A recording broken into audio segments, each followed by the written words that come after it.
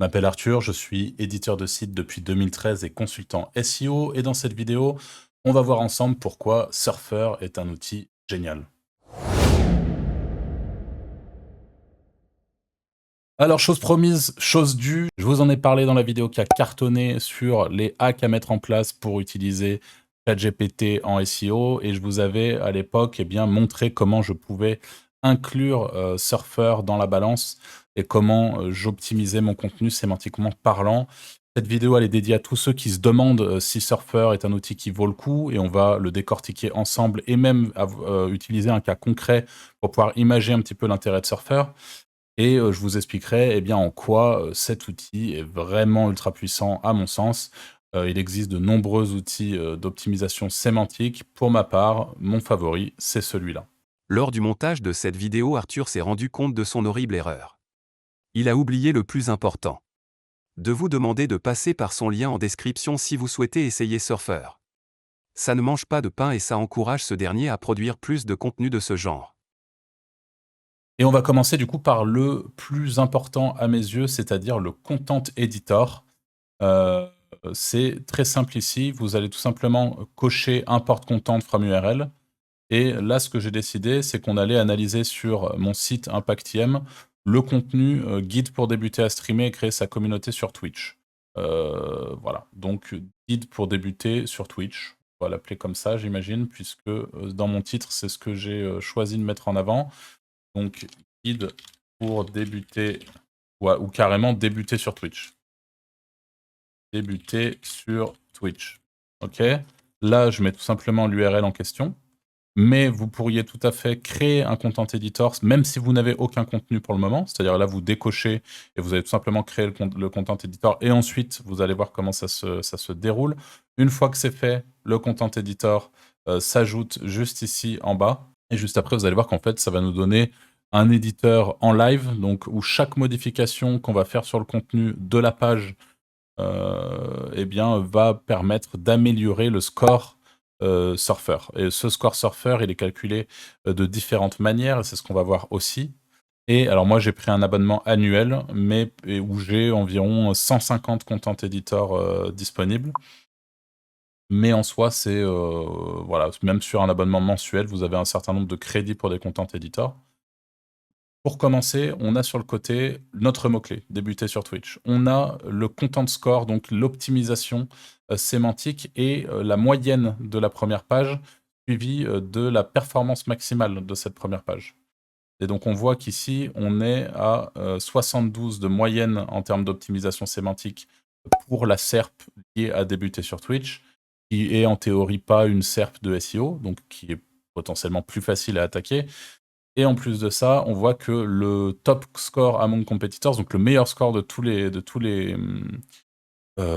concurrents, pardon, je vais y arriver, c'est 80, et il se trouve que c'est sans doute moi, puisque mon contenu est à 80. Donc je suis déjà le mieux optimisé de ma SERP. Ce qui est plutôt une bonne nouvelle, mais j'aurais pu tomber sur un article qui est absolument pas optimisé ou qui mérite pas mal d'optimisation. Alors, qu'est-ce qu'il nous suggère au niveau de la structure déjà? Il nous suggère 23 titres, donc les headings. Donc là, ça c'est un H1, ça c'est un H2. Tout ça, c'est ce qu'on appelle les headings. Et là, il dit qu'il en faut entre 15 et 28. Il me dit que mon contenu est potentiellement un peu trop long.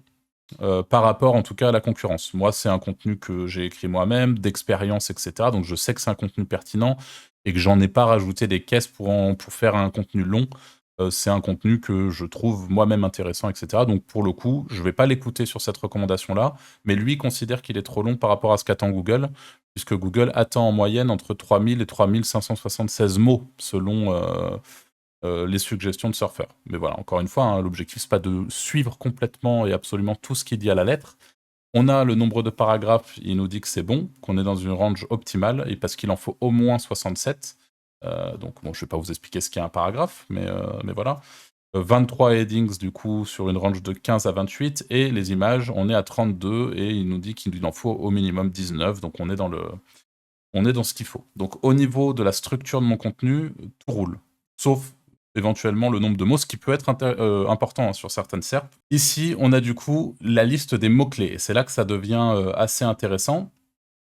puisque cette liste des mots-clés, il faut essayer de respecter, d'être dans les clous. Encore une fois, tout ça se discute, mais en tout cas, si vous souhaitez optimiser votre score, dans la limite de la logique, on va dire, parce que des fois, par exemple, je vais vous dire une bêtise, mais Surfer va vous dire que le mot-clé jeu vidéo, donc 2 jeux vidéo d'affilée, il est important, il le faut au moins 4 fois dans le contenu.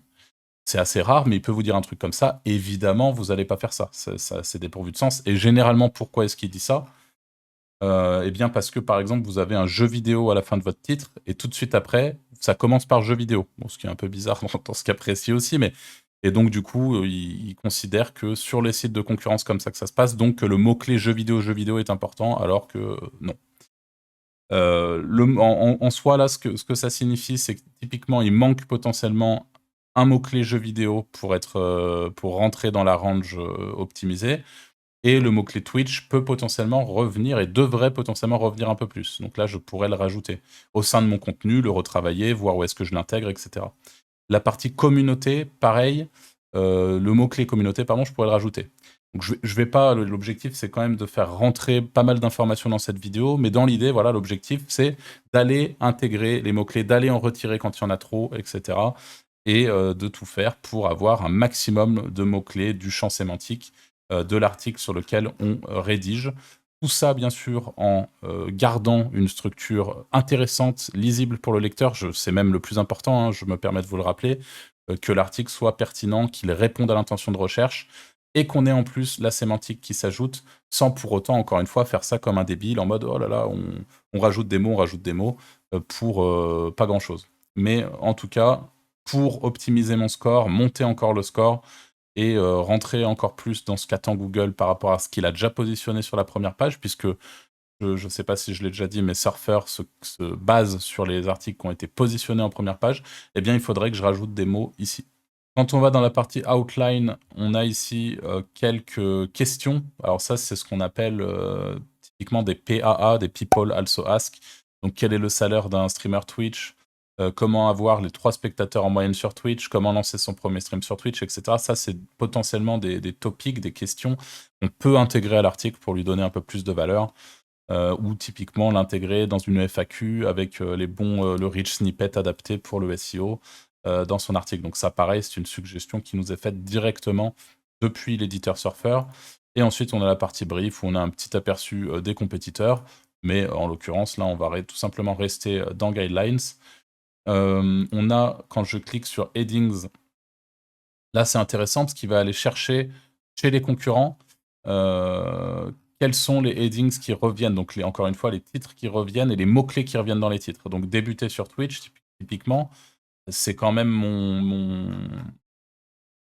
comment ça s'appelle, mon mot-clé, pardon, eh bien je n'ai pas de headings avec débuter sur Twitch. Et ça, pour le coup, c'est une erreur de ma part. C'est-à-dire que c'est vraiment pour optimiser un contenu, c'est important que son mot-clé principal se place dans un des headings et, si possible, dans le H1 et, si possible, si c'est pas dans le H1, assez rapidement dans le contenu aussi.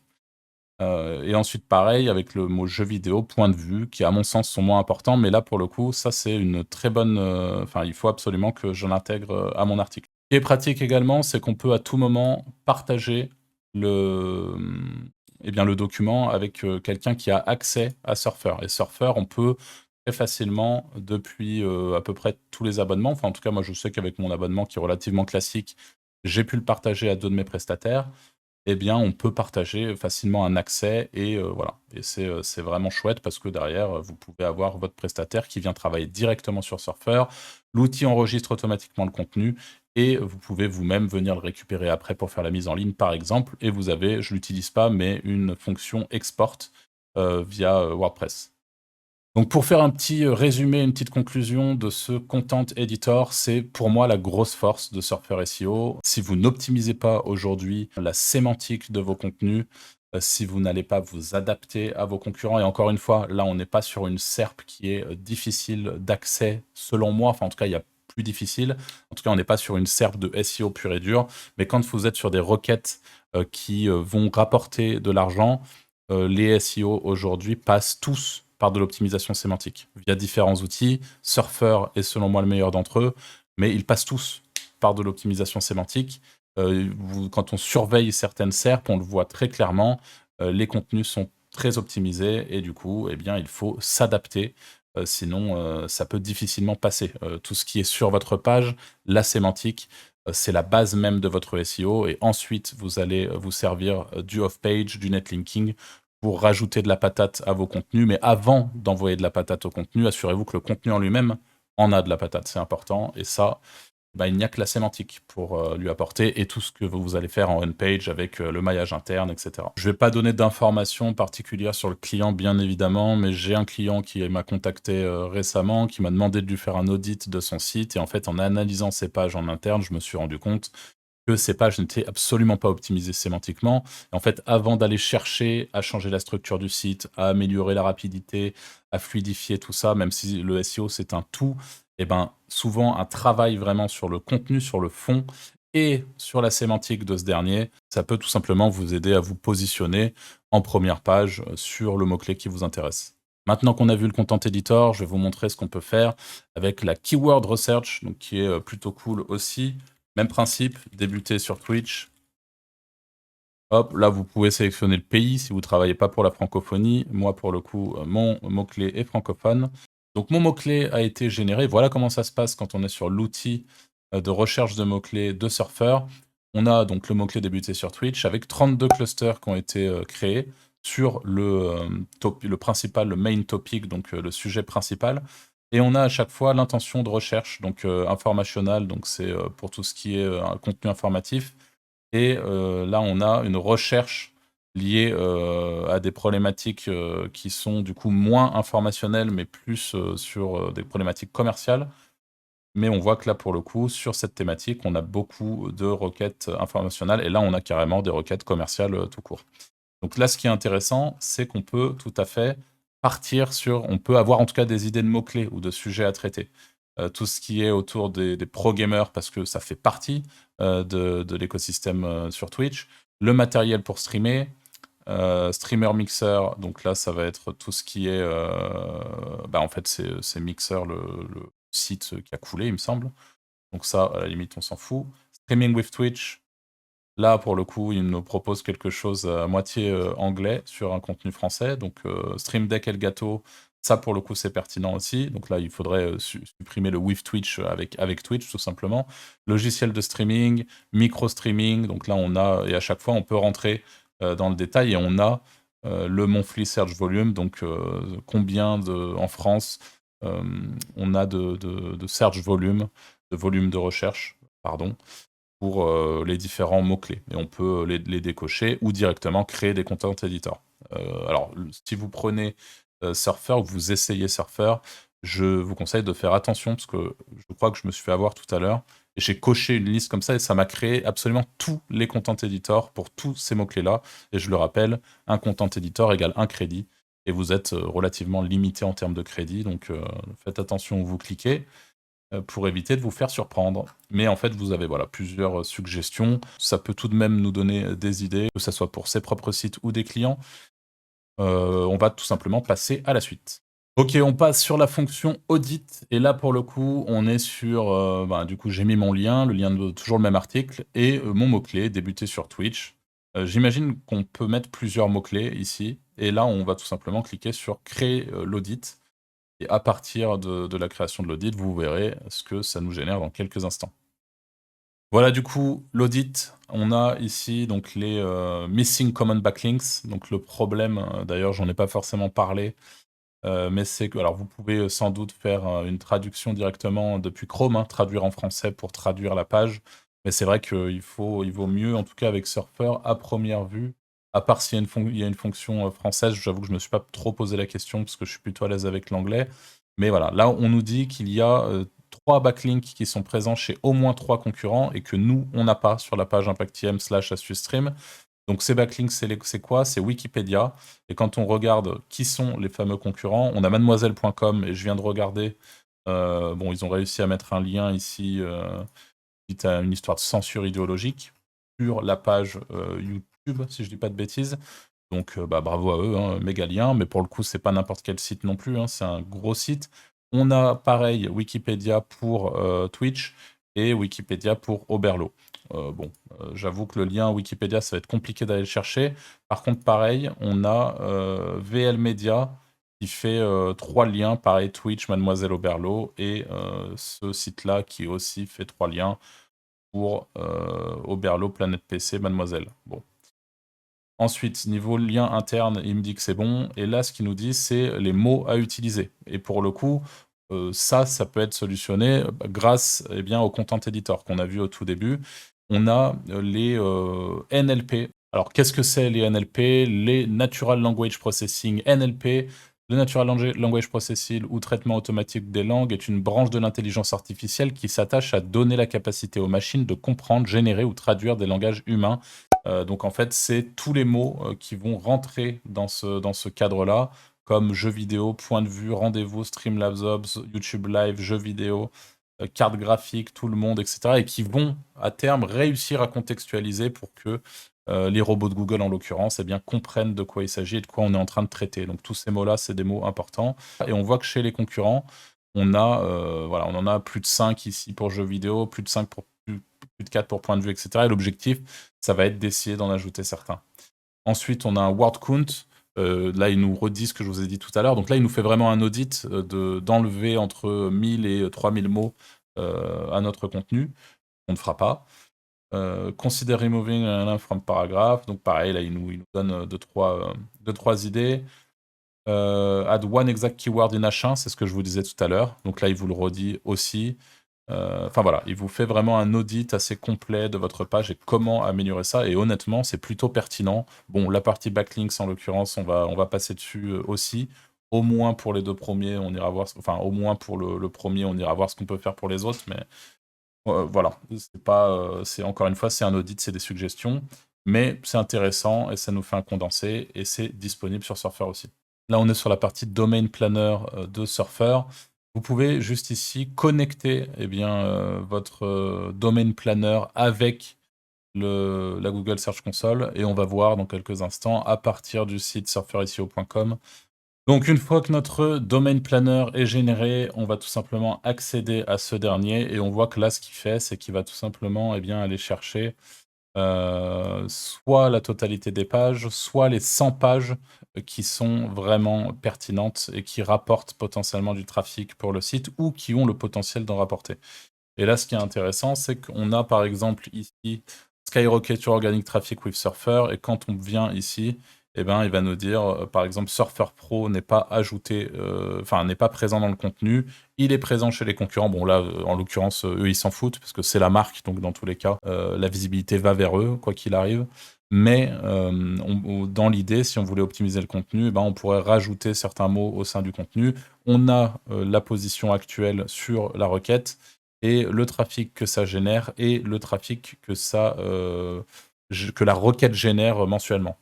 Et on a derrière toutes les pages comme ça où on peut adapter, optimiser ou non. Il nous dit d'ajouter tel mot au contenu, etc. Donc on peut vraiment aller bricoler. Et ça, c'est le cas pour n'importe quel site que vous rentrez au sein de cet outil Domain Planner. Et pour finir, le SERP Analyzer. Et juste après, je vous donnerai un tout petit tips qui vous aidera à utiliser l'outil de manière concrète et efficace. Donc quand on clique sur débuter sur Twitch avec le SERP Analyzer, ce qui est assez intéressant de voir, c'est que là on a une analyse de la SERP en découpant par tranche de pages de SERP, donc c'est-à-dire que de 1 à 10. Quand je tape le mot-clé débuter sur Twitch sur google.fr, on voit qu'on a ici une position 0 avec Oberlo. Quand on descend, on a Planète PC, etc. Là on a Mademoiselle, Twitch TV, donc on a carrément Twitch qui rentre lui-même là-dessus. On a Impactiem, et là, ensuite, on passe sur la deuxième page, etc. Donc, je ne vais pas plus explorer, mais là, ce qui est intéressant, c'est que du coup, quand on passe la souris, on sait que sur la première page, on a en moyenne 2600 mots par article sur le sujet, pour les pages qui se positionnent entre 1 et 10. Et si on voit que sur la deuxième page, on a 5724 mots pour les pages qui se positionnent à ce sujet. Donc, en effet, là, typiquement, le constat que je peux en faire, moi, avec ma page qui a trop de mots par rapport à ce que Google attend, c'est qu'en effet, cette métrique est particulièrement importante sur ce cas précis. C'est-à-dire que si je baissais potentiellement le nombre de mots de ma page, ce que je ne ferai pas, parce qu'encore une fois, cette page me rapporte pas d'argent, enfin, c'est vraiment quelque chose que j'ai fait pour le fun, et ben ça correspondrait peut-être encore plus à ce qu'attend Google, et peut-être qu'il me ferait monter un petit peu plus dans les résultats de recherche. Et pour le coup, on voit que ensuite, sur la page 3 des résultats de recherche Google, on est à 2300, page 4, 2400, et ensuite 1200 pour la page 5. Donc là, c'est intéressant de voir qu'on a une vraie corrélation par rapport au nombre de mots publiés, et que même si Google ne les positionne pas en première page, eh ben, on voit qu'ils sont tous en train de faire la queue en deuxième page ici, ceux qui ont fait des articles potentiellement plus garnis et plus complets sur le sujet. Là, on a une visibilité sur la SERP, donc il nous dit Featured Snippet, c'est parce que, comme je vous l'ai dit, il est en position 0. Et ici, on a le Domain Score, donc avec à chaque fois plus le domaine. Là, typiquement, si je prends Twitch, qui est juste ici, voilà, on voit qu'il est à 9 de Domain Score, c'est un gros site. Et en gros, ça veut dire que voilà, il a déjà beaucoup de patates de base. Et là, on a ensuite l'optimisation selon Surfer des différents articles de la SERP. Voilà. Et on voit qu'en effet, j'arrive à le retrouver. Et on voit qu'en effet, mon article est l'un des plus optimisés avec celui d'Oberlo. Vous avez également la partie mots-clés, voilà, qui peut être intéressante. Vous avez plein de fonctions. J'utilise un peu moins cette partie SERP, analyse de SERP, mais pourtant c'est vachement intéressant.